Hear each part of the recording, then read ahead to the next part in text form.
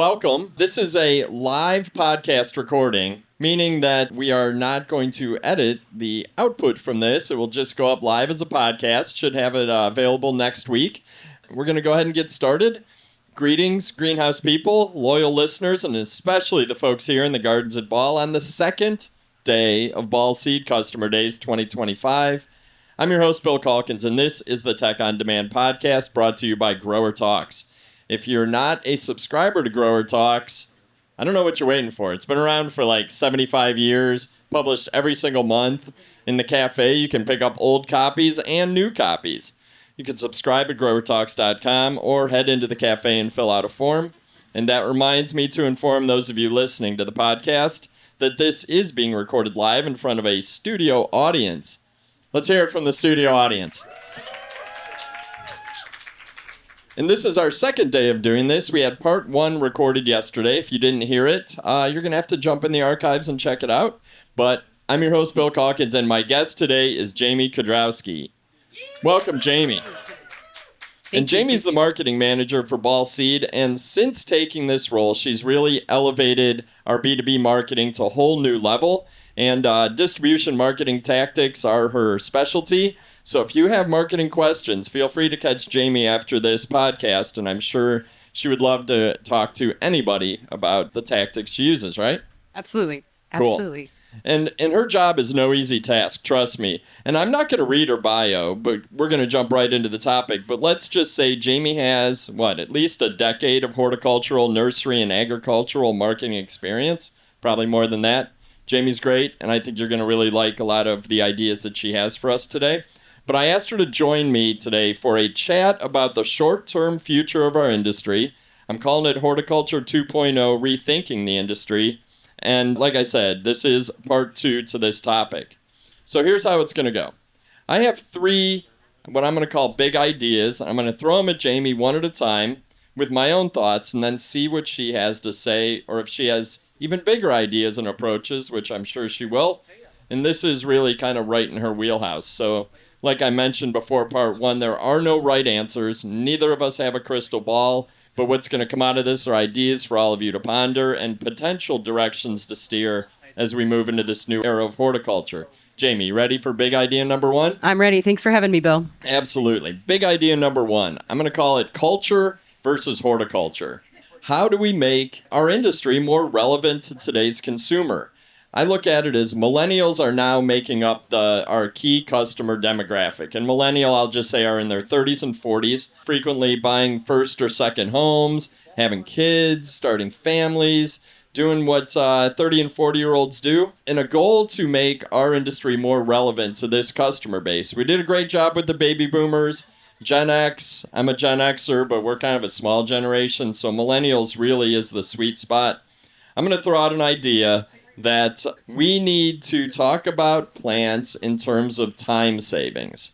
So you can actually plant a garden, whether you're picking annuals or perennials, relatively quickly. It's not a huge investment in time. You might have seen your mom or grandma working days and days and hours in the garden. That is not necessary these days with some of the plants and some of the strategies. So I'm going to say, let's talk about the fact that you actually can garden without spending way too much time.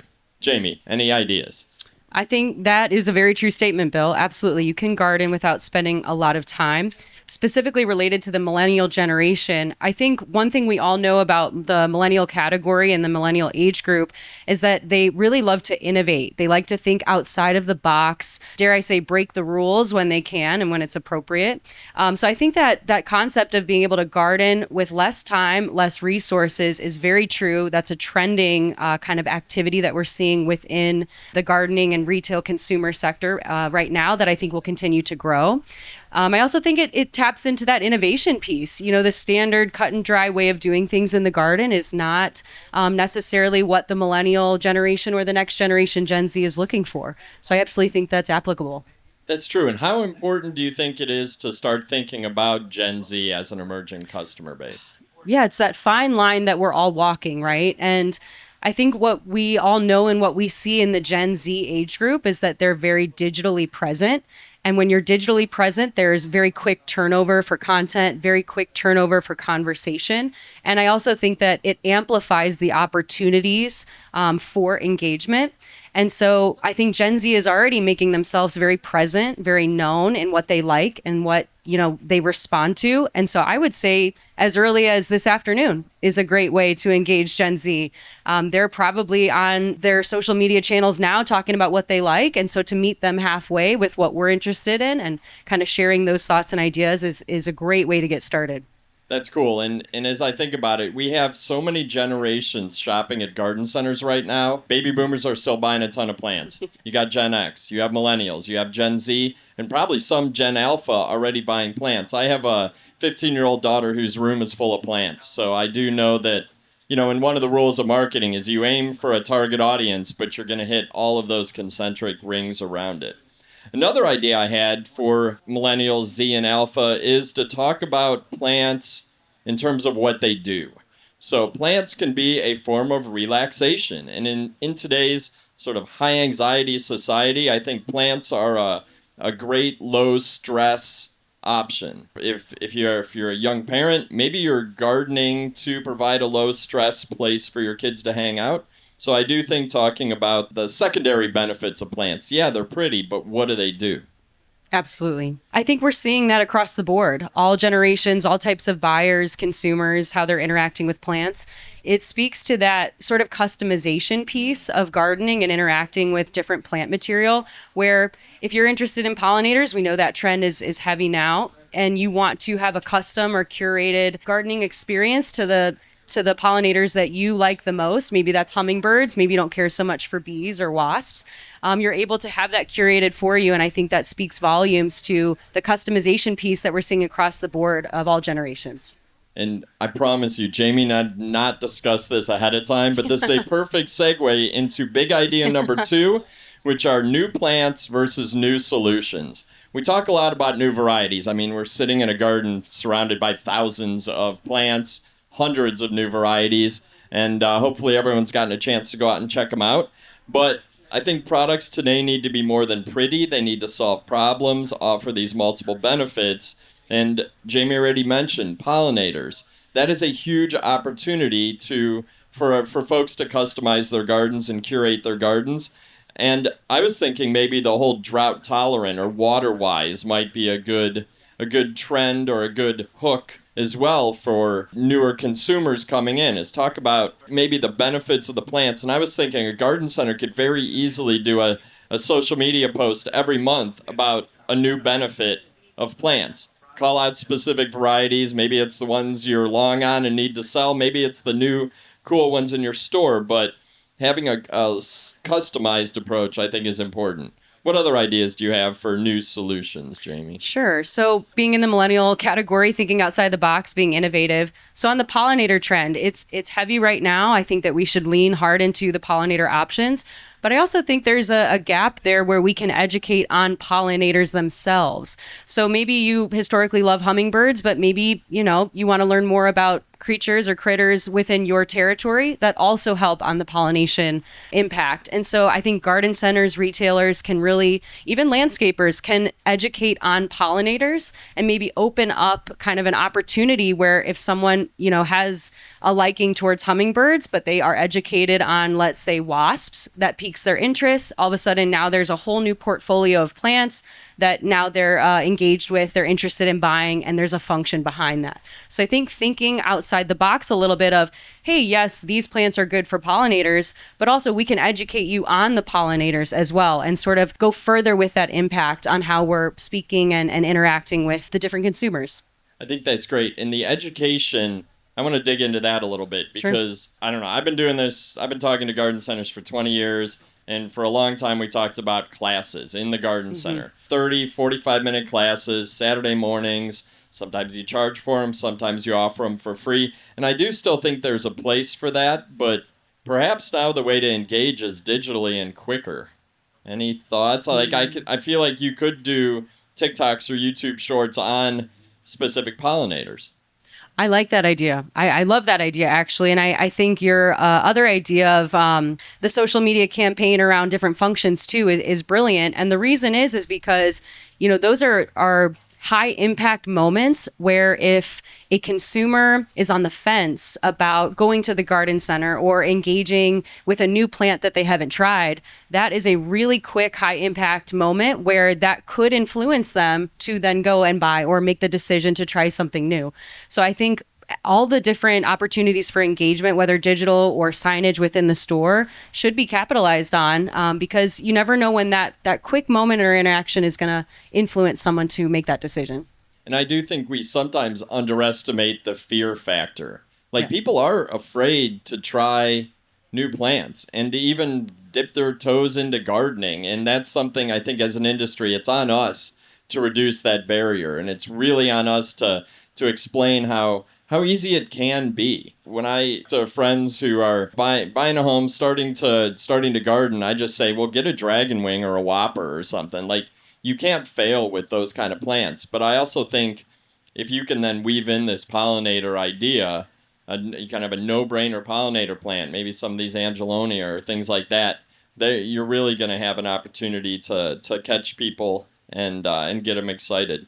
Any other thoughts on new solutions? Yeah, I think kind of weaving in that same kind of hitting all generations theme, exploring ways to provide unique feedback loops is really impactful to all generations. So, whether that is digitally, whether that's gathering feedback in a unique way within the garden center, sample boxes, hey, try this free plant. If you like it, come back. You get a discount on that plant later during the season. Unique things that kind of call attention to those feedback loops, giving a space or a platform for your consumers to give you their ideas. I think that would be one kind of unique piece of advice that I would give. Yep. And I think digitally now makes it so easy to do an exit survey. Like, your customers are going to be thrilled to provide ideas to you, especially if you give them a free plant. Yes. And it's a quick way to collect, like, maybe it's, where else do you shop? Get some ideas of where else they're buying things for their lives, and then go check out those places, whether it's an online platform or a brick and mortar store. Where else are they spending their money, and how can I kind of, replicate or steal ideas from that retailer? I think we don't need to learn from ourselves. We need to learn from the other places where folks are spending their disposable income. Bill, wanted to jump in real quick. It's humorous because, like you said, we did not prep any of this beforehand. But on that note, I was thinking about kind of this unique, retail aspect that we don't really hear about, but that kind of happened during COVID, which is we have our introverts and our extrovert shoppers. And there's this concept of, if you pick up, let's say your brand colors are red and green, like Ball Seed, maybe you have a red basket and a green basket. And if your consumer picks up the red basket, that means, hey, I'm kind of looking on my own. I know what I'm looking for. I don't necessarily want to be approached for questions. I want to just kind of peruse and browse and pick out what, I have in my mind. And maybe the green basket is, hey, please approach me. I'm not super educated on what I'm looking for and I need the help. So that's a unique way to kind of target, like you said, those different audiences, but still have an overlap on how you can serve them. That's a brilliant idea. And I worked retail garden center for many years, and it's very clear when you approach someone who doesn't want to be approached. Yes. I mean, and that gets kind of awkward. Like, hey, can I help you? And they're like, no, you absolutely cannot help me. And you're like, oh, okay, and then your boss is looking at you like, why aren't you engaging with them? And you're like, So, no, I think that's a really cool idea. I've definitely never heard that one before. Third big idea. I think that this is the one that I think the most about. It's sort of an idea I've been pitching to people lately. And I'll be honest, a few people I've mentioned it to, even this week, have thought I was kind of crazy. But I'll throw this out and see what you guys think, see what Jamie thinks. Is that I would say for at least the last 15 years, we've been talking about gardening as a lifestyle. We're selling a lifestyle. And I do think that resonated for a while. But I'm starting to get the sense that with a new and emerging customer base, we're kind of going back to hobbies. And I'm a person with a lot of hobbies. I love hobbies. I get kind of weirded out when someone doesn't have a hobby. But, and I'm not saying like my grandma collected owls. That was like her hobby. I think it's more like it's a way to customize things for yourself and to go deep into a topic And now we have we can learn about any topic at our fingertips all day long.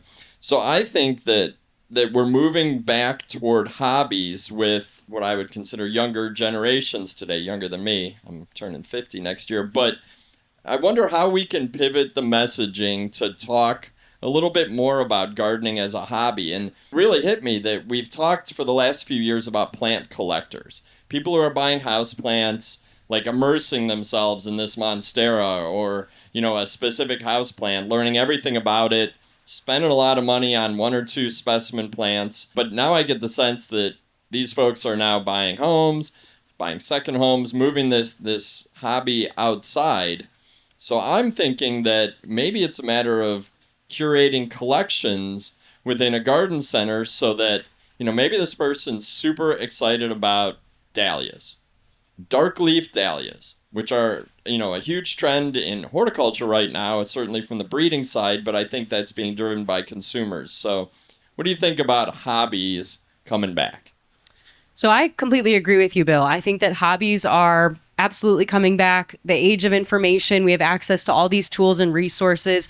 You can tap into, be dedicated to 10 plus hobbies in your lifetime, probably even more. And I think that's what, from my experience, what I'm noticing is that, maybe historically hobbies where you had one or two, you were dedicated to them for large chunks of your life. And now I think what we're seeing is that people can tap into these different hobbies as they kind of please and as it fits into their lifestyle at that time. If you're traveling a lot, maybe you ease up on your hobbies. If you have more downtime, maybe you're leaning into more hobbies. So I think being in tune and having a pulse on the different hobbies that people can be involved in and interested in is going to help you on the retail side. The reason I say that is because plants can be integrated in all sorts of ways. So the collection piece, I think, is extremely relevant, especially with our access to different genetics, different colors on the market. You have more collector's items in the plant category now than ever. And I think to add to that, on the hobby side of things, people having multiple hobbies, connect the dots for your consumers and people who are coming into your stores on, hey, if you're interested in music and live events, here's how you can incorporate plants into this way. One unique example that I've heard this year with the launch of the Firefly petunias, those glow-in-the-dark petunias, is incorporate that into yoga sessions, incorporate that into sound healing or music events, where now you have kind of this glow-in-the-dark element, but it's also still natural and kind of related to that, more earthy feel that people, want to have in today's, kind of time. So very relevant to be in tune with hobbies and what people are interested in. I like that idea of connecting the dots. And one way it strikes me that you could do that is ask your employees that fall into the millennial or Gen Z or alpha demographics. Like, ask them what their hobbies are. Ask them what their friends' hobbies are. Get like a list and then see how you can fit plants into those hobbies. That's really, really cool. And I think a hobby could even be a deep dive into propagation or starting your own plants. I think that is a trend right now, and people like to when they start with a hobby, they want to go deep into it. They want to know the ins and outs of it, how it began, the history of it. And our industry has a ton of history. We have a ton of different ways you can engage, from propagation all the way up through pruning and trimming and things that people can kind of nerd out on as a hobby. Any other thoughts about this, Jamie? I love the phrase nerd out. I think now more than ever, we're accepting different, quirks and unique activities and different things that people like. And so I think plants have a space here for that, for people who do want to nerd out. They want to learn. It's a continuous education opportunity. And so I think that's really going to drive a lot of trends and a lot of interest in the coming years. Absolutely. Cool. Now, how about this? I don't even have this on our list of questions, but thinking about some of the flowers that I've seen out here in the gardens, like a curated collection could be tropical plants. And tropical plants could really cover a huge range of different flowers and plants we see out here. But I'm looking out at some of the cannas, and I feel like if you could create a tropical trend for your customers, and that, to me, a lot of that comes down to just repeating it over and over. Like, tropicals are cool, tropicals are trendy, big tropicals, big plants. And then in your store, it might mean double merchandising, it might mean displaying them in two different places, but pushing people toward the trends that fit the plants, I don't know. I feel like that could work. What are some other collections that you can think of? Yeah, absolutely. I like that term curated as well, catered or designed by us for you. For those of you on the landscape side of the chain, thinking about that from a design perspective too, how many of your homeowners also are interested in to fish and aquarium setups? That's a real life example of them altering an environment to their liking, what they like, the colors, the designs. How can you kind of bring that out and mimic that in the landscape to appeal to more customers within that space? I've been kind of joking around. Our designer here in the gardens, Landon, has a bed up at the front by the cafe. It's called the Arid Oasis, but it reminds me of an aquarium, a fish tank setup that I really liked growing up. And so, landscapers, how do you kind of present that in a way where it is curated, it is custom to the, homeowner's interests, and present it in a way that kind of makes them feel connected with their indoor interests to their outdoor interests and that design element. So I think that's another, fun way to kind of think about that too. That's a good idea. And there's you can make that easy by pulling the plants to that display or to that vignette within your garden center, and just to open people's eyes to even more opportunities. They might think of a handful of plants to put in that arid oasis in their yard, but you probably have 10 or 15 more plants that could fit right into that. So I like that. And then show them how to do it. I think that's a really, really good idea. Well, as we wrap up, it is 11:30. The lunch tent is opening. Everybody loves the lunch at Ball Seed Customer Days. We were looking at some magazines from the 60s where they fed 4,000 people in an hour and a half at a Ball Seed Customer Day. We don't have that many people, and I think the catering crew is a lot more effective this year. So we don't want to let you miss lunch. But, Jamie, as we wrap up, do you have any other thoughts about just horticulture in the next 3 to 5 years, what folks should be thinking about as we look at a new customer base, as we start to shift? Jim mentioned, you can't do the same thing over and over. We all need to be profitable. We need to be exciting. Any final thoughts on creating excitement? Sure. I think one way to keep away from stagnation in the industry is to kind of always keep expression and an open dialogue at the forefront of your thinking. The younger generations want to be expressive. They're finding outlets and channels to do just that. And I think that plants, with all of the possibilities in the varieties, the colors, and the application that we can share with them, I think that's a great way to keep things moving forward, keep things fresh, and to experiment. I think that is a huge thing that we're seeing as well. Is don't be afraid to experiment. Don't be afraid to get a little weird with the things that you're putting together or the ideas that you're putting out there. Give things time to fail as well. We often, will launch something. If it doesn't have a great response right away, we might shy away from continuing that. But we need to give some time for things to succeed or fail. And I think that's a great piece of advice going forward in horticulture as we kind of tread new waters. Awesome. Well, Jamie, thank you so much for your time on one of your busiest days of the year out here in the sun all day. Thank you to everybody who comes to Customer Day every year. We're going to keep doing it. You guys are going to keep coming, and the new breeding is going to keep bringing new awesome plants to market. And Jamie, thanks for sitting down today. Thanks so much, Bill. Had a great time. I'm your host, Bill Calkins, and if you like this installment, be sure to subscribe to the Tech On Demand podcast on your favorite app. We're on Apple Podcasts, Spotify, just about all the others, and you will find more than 180 episodes covering a wide range of professional greenhouse topics. So until next time, take care out there.